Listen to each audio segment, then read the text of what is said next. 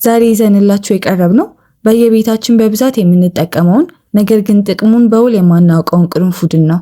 ቅርንፉድ ለምግብ ጣዕም ብቻ ሳይሆን ለጤናችንና ለውበታችን የሚሰጣቸው ጥቅሞች እጅግ የሚደንቁ ናቸው። በዛሬው ቪዲዮአችን ቅርንፉድን ለምን እና እንዴት መጠቀም እንዳለብን በዝርዝር እናያለን።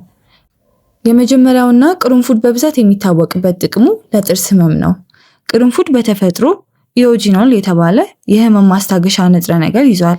የጥርስ ህመም ሲሰማን አንድ ወይም ሁለት ቅርንፉድ ህመሙ ያለበት ቦታ ላይ በመያዝ ወይም የቅርንፉድ ዘይትን በጥጥ ነክሮ ህመሙ ያለበት ቦታ ላይ በማስቀመጥ ፈጣን እፎይታ ማግኘት ይቻላል።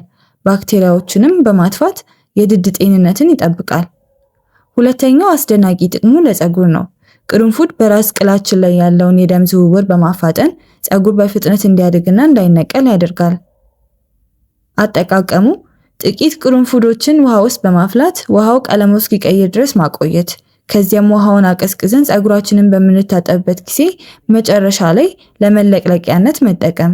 ይህ ፀጉራችን እንዲያበራና ፎሮፎር እንዲከላከል ይረዳል።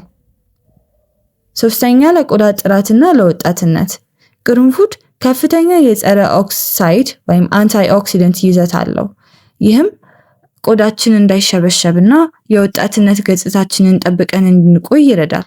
በተጨማሪም የብጉር ጠባሳዎችን በማጥፋት እና ቆዳችንን ለማለስለስ ይረዳል።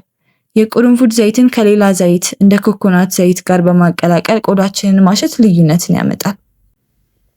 አራተኛው ጥቅም የአፍ ሽታን ለማጥፋት ነው። ከምግብ በኋላ አንድ ቅርንፉድ ማኘክ አፋችን ቀኑን ሙሉ ጥሩ መዓዛ እንዲኖረው ያደርጋል። በተጨማሪም ለጉንፋንና ለሳል እንደ ሻይ በማፍላት መጠጣት የመተንፈሻ አካላትን ለማጽዳት ይረዳል።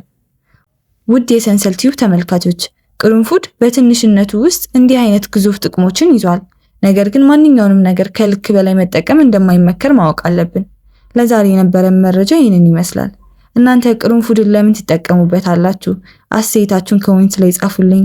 ቪዲዮ ከተመቻችሁ ላይክ ማድረጋችሁን አትርሱ። ለቻናሉ አዲስ ከሆናችሁ ሰብስክራይብ በማድረግ ቤተሰብ እንሁን። በሚቀጥለው ቪዲዮ ሌላ ጠቃሚ የተፈጥሮ ሚስጥር ይዘን እንመለሳለን። ጤናና ውበት ለሁላችሁም።